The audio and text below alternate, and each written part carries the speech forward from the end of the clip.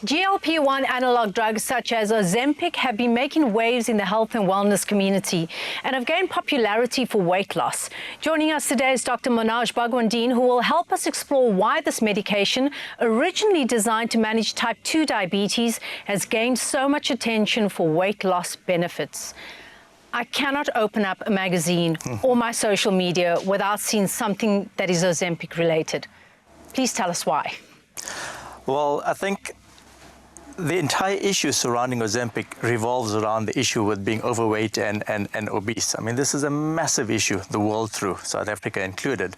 It's estimated about 1 billion people are obese on the planet at the moment, and it is growing tremendously on a daily basis, especially among the younger age groups.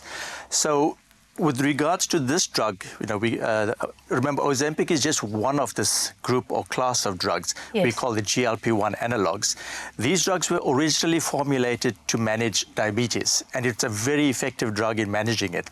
And what happened is, in the time of research and developing this drug, it was found that this drug has significant effects on weight loss, quite significant and rapid weight loss, to the point where it's now being used far more prominently for weight loss as opposed to what it was initially intended for. They are registered in the United States, for instance. It's not registered in South Africa. South Africa has got one drug. It's called the liraglutide, which is registered specifically for weight loss. But I think we need to understand Ozempic, which is the generic name is semaglutide, is not specifically intended for weight loss, okay. Right? Not in this form at the moment. So it's got to do with the popularity and its effect on reducing weight significantly and rapidly. Do you think celebrities like Oprah, who's spoken, I see you smiling, who's spoken so openly about her use of the drug in terms of benefiting her weight loss, do you think that has added to the trend of people using it as a weight loss drug? Oh, absolutely. I mean, the effect of social media influences celebrities on and I would say the irresponsible use of this drug is unprecedented. What should have been done during the initial promotion of this drug as a weight loss? It should have been qualified as to why it was used, where the comorbidities involved, and why was this chosen for this particular person, being a patient, celebrity, whatever, as their primary form of intervention. We know it's extremely effective, but it has to be used appropriately and under strict medical supervision. How does the drug work? I think to understand how the drug works, I'm going to have to give you a quick lesson in physiology. Please do. So whenever we eat anything in the form of food, our body's response is to release a hormone called GLP-1. I'm not going to bore you with the long name of it, but this hormone has got multiple effects. And the most important ones is that it regulates our blood sugar levels in the form of by regulating insulin levels. It also tells our brain, it sends a message directly to our brain to say we've eaten and we've reached a point where we've eaten enough, stop eating. Okay. It then also affects the motility of our intestine, predominantly our stomach. It decreases the gastric emptying, as we call it. Now, what the drug companies... Do you mean, by that, do you mean that one will feel full? You feel fuller for longer, right? Okay. This is the normal effects of the normal natural drug. What the drug companies have then decided was that if they can manufacture an analog of this hormone, you could mimic the effects of this hormone. And if you could then prolong the effect of this drug, because remember the natural hormone lasts for a few minutes to an hour or two, and then it's degraded and removed. But if you could prolong the effects of this drug, you could actually far more effectively control blood sugar levels, decreasing appetite, regulating insulin levels, etc. So it was originally formulated as an anti-diabetic drug, and like I said, incidentally, we found that it has a massive effect on weight loss. Yeah. So who would you say is a good candidate for this? Would it only be people that are navigating diabetes, or only people that are navigating obesity, or would it be someone who has been struggling to lose weight for a while but doesn't, is not necessarily defined as obese or as diabetic? Okay, so technically and ethically, there are certain specific indications for using this drug or this class of drugs. And the primary, this is outside of it being used as in diabetic patients. So when we use it in overweightedness or obesity, you have got to have a body mass index of 30 or greater. Then you will qualify to use this drug. if you're overweight where your body mass index is between 25 and 30, but you've got one other what we call coexistent comorbid conditions such as hypertension, diabetes, high cholesterol, sleep apnea, or severe cardiac conditions, you will also qualify to actually have this drug prescribed for you. Now, the question that you ask is a major ethical one. In other words, outside of these patients who warrant this drugs, should it be used, just for weight loss, etc.? Now, this, I think, only time is going to tell. And as the drug is further researched and developed, remember, we don't know the long-term effects of this drug. It's only been around for a few years. This drug is technically still in its long-term clinical trials. These results will come years down the line. So we cannot at this stage advocate that you use this drug unnecessarily, in other words, just for routine weight loss. There are far more effective and safer ways of losing weight outside of this drug if you don't have any other risk factors. Thank you for that. I'd love to ask you, if you are on this drug, how sustainable is it long term? Or does it only work if you use it?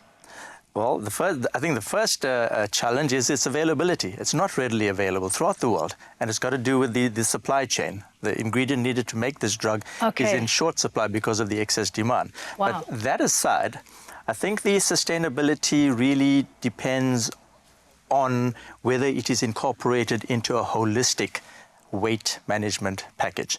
As a standalone drug, as soon as you withdraw this from your body, you literally go back to square one, and some studies have shown you even go back beyond that. In other words, your appetite comes back, and in some cases with a bit of a vengeance. So you will more than likely, without any other interventions, put on the weight and maybe then some.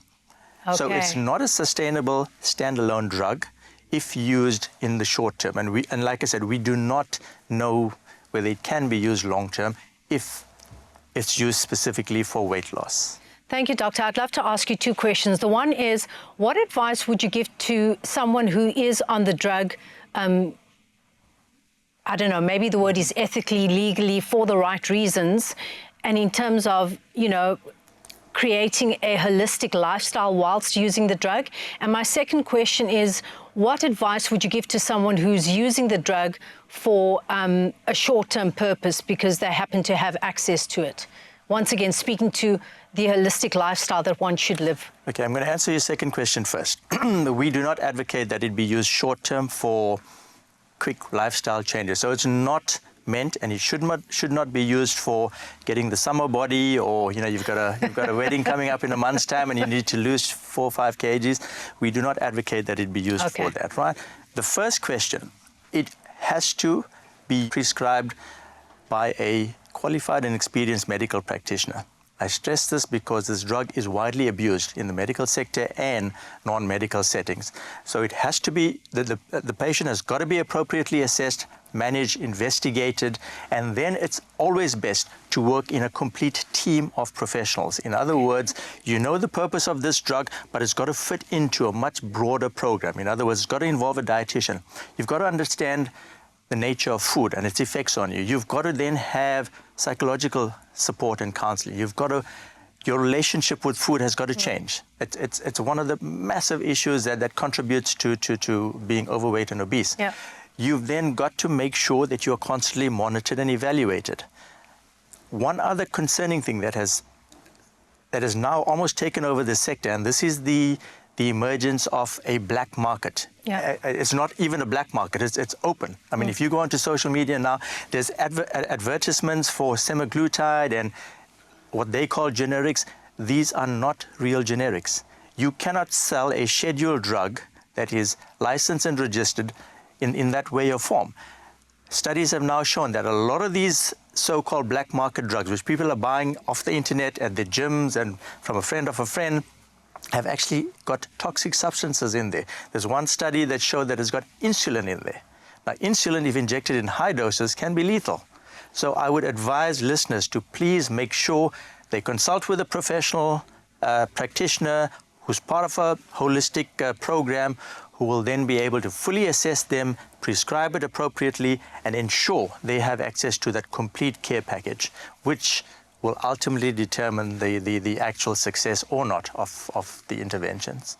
Dr. Bagwandeen, thank you so much for shedding the much needed light on the subject, and most importantly, the seriousness of taking this drug when you're not being advised to ethically by a medical practitioner. We really appreciate you being here. Thanks for having me, Zareta. It's always a pleasure.